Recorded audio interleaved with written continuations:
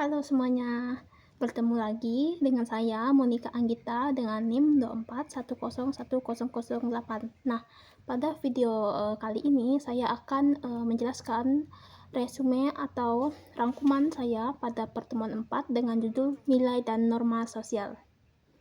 Sebelum kita mulai, alangkah baiknya kita memulai pertemuan ini dengan doa.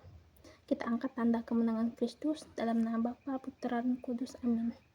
Ya Tuhan Yesus Kristus, kami amat bersyukur atas berkat yang Engkau berikan pada hari ini, hingga kami bisa menyaksikan video pada pertemuan 4 ini.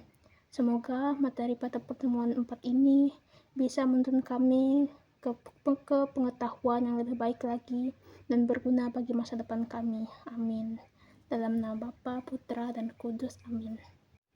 Baiklah teman-teman, kita akan mulai pada resume dan rangkuman pertemuan keempat ini tentang nilai dan norma sosial.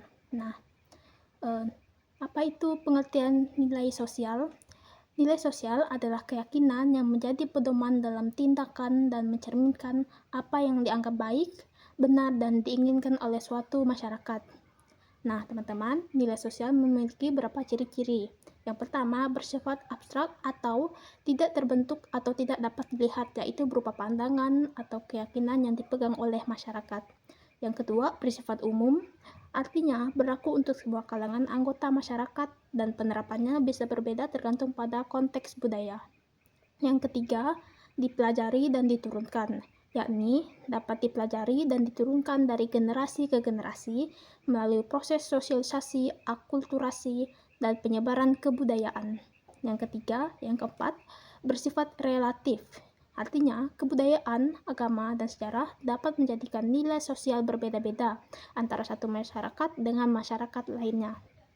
Oke, yang kedua, ada jenis-jenis nilai sosial. Jenis yang pertama yaitu nilai material, yaitu hal-hal yang bersifat fisik, seperti kekayaan dan harta benda. Dan yang kedua, nilai vital, hal-hal yang bersifat mendukung hidup manusia, seperti kesehatan dan teknologi. Yang ketiga, nilai kerohanian, yaitu berkaitan dengan aspek fisik seperti agama, moral, etika, dan keindahan serta kebenaran. Baiklah teman-teman, selanjutnya kita akan membahas fungsi nilai sosial. Fungsi yang pertama yaitu menjadi pedoman perilaku. Nah, fungsi nilai sosial menjadi pedoman perilaku yaitu menjadi acuan dalam menentukan tindakan dan perilaku di dalam masyarakat. Yang kedua, pengendalian sosial, yaitu membantu mengatur perilaku individu agar sejalan dengan norma dan harapan masyarakat. Yang ketiga, pembentukan identitas, yaitu membantu membentuk identitas serta membedakan kelompok yang satu dengan kelompok lainnya. Yang keempat, pemersatu masyarakat, artinya bahwa nilai sosial yakni dapat mempererat hubungan sosial dan terciptanya solidaritas. Oke teman-teman, selanjutnya kita akan bahas contoh dari nilai sosial. Contoh yang pertama di bidang kejujuran, yaitu misalnya kita mengakui kesalahan yang telah kita perbuat secara jujur. Yang kedua, pada keadilan, yaitu membagi bantuan secara merata. Yang ketiga, kesopanan, kita menjunjung tinggi kesopanan dengan misalnya saat kita lewat di depan orang yang lebih tua, kita mengacungkan tangan kita ke bawah ataupun bilang permisi, seperti itu. Yang ketiga, yang keempat ada gotong royong, misalnya kita bekerja sama dan saling membantu. Baiklah teman-teman, kita akan beralih pada nomor 2 atau poin nomor 2, yaitu norma sosial. Nah teman-teman, apa sih itu norma sosial? Norma sosial adalah aturan yang mengatur perilaku individu di dalam masyarakat. Norma sosial juga berfungsi untuk menciptakan ketertiban dan keadilan dalam masyarakat. Nah, di sini ada ciri-ciri nilai norma sosial. Ciri-cirinya yang pertama, bersifat mengikat. Artinya, norma sosial harus dipatuhi oleh seluruh anggota masyarakat. Yang kedua, bersifat kolektif. Artinya, norma sosial diterima dan ditaati oleh seluruh lapisan masyarakat. Yang ketiga, bersifat dinamis. Artinya, norma dapat berubah seiring perubahan zaman serta masyarakat. Yang keempat, memiliki sanksi. Artinya, saat kita melanggar norma sosial, kita akan dikenakan sanksi berupa teguran maupun hukuman berat. Selanjutnya, kita akan bahas jenis-jenis norma sosial. Yang pertama ada norma agama. Norma agama sumbernya adalah ajaran agama dan sifatnya mutlak. Contohnya, perintah beribadah dan larangan mencuri. Yang kedua, norma kesusilaan, yaitu peraturan yang mengatur kehidupan manusia yang berasal dari dalam hati nurani kita. Contohnya, tidak boleh berbohong dan tidak boleh berbuat zina. Yang ketiga, norma kesopanan. Nah, norma kesopanan adalah norma yang berasal dari adat istiadat, pergaulan, dan kebiasaan masyarakat. Contohnya, menghormati orang tua dan antre saat membayar belanjaan. Oke, selanjutnya norma hukum, yaitu norma yang bersumber dari undang-undang dan bersifat mengikat. Contohnya, kewajiban kita dalam membayar pajak dan menaati rambu lalu lintas. Oke, kita beralih pada fungsi norma sosial. Nah, teman-teman, norma sosial memiliki beberapa fungsi. Yang pertama, mengatur perilaku, yaitu agar sesuai dengan norma yang berlaku di dalam masyarakat. Yang kedua, menjaga ketertiban, yaitu dengan cara mengatur perilaku dan tindakan individu. Yang ketiga, menegakkan keadilan, yaitu dengan memastikan setiap orang diperlakukan sesuai dengan aturan. Yang keempat, melindungi hak asasi. Norma dan hukum bisa berfungsi untuk melindungi hak asasi manusia. Berikutnya kita beralih pada contoh norma sosial. Nah, teman-teman, norma sosial memiliki beberapa contoh. Misalnya, pada norma agama, yaitu menjaga toleransi antara agama. Yang kedua, norma kesusilaan, kesetiaan dalam perkawinan.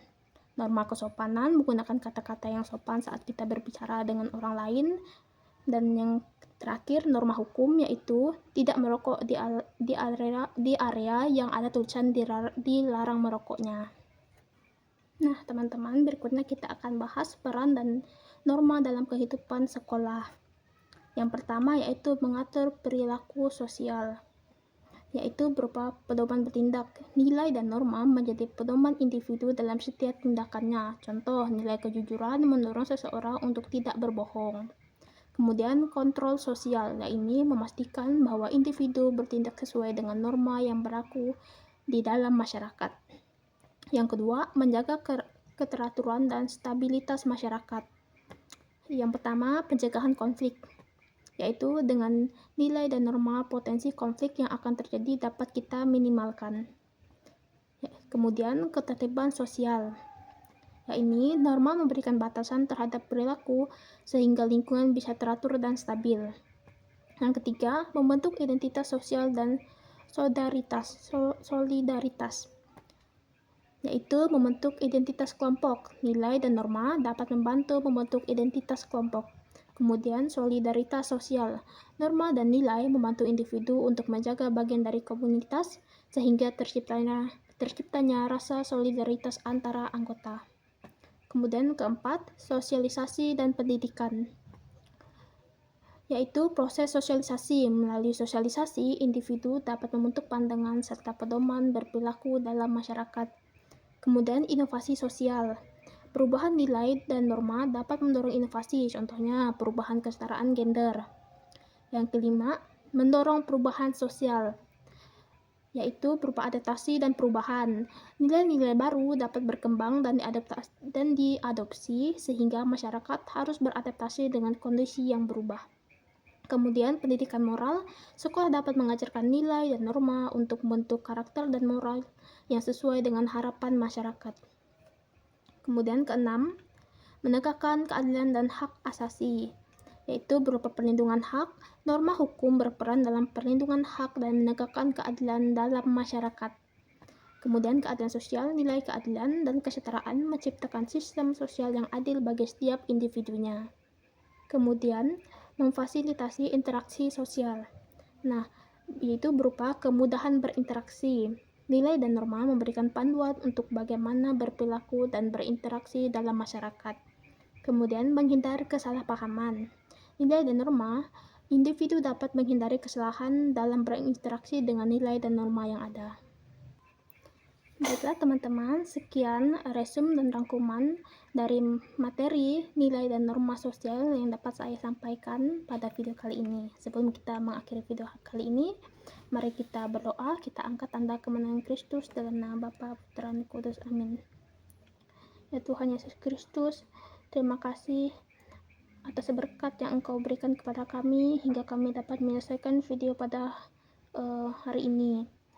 Semoga materi ini bisa menjadi pedoman hidup bagi kami ke depannya dan berguna hingga kami bisa menyelesaikan berbagai persoalan hidup kami. Amin. Dalam nama Bapa, Putra, dan Kudus. Amin. Dah.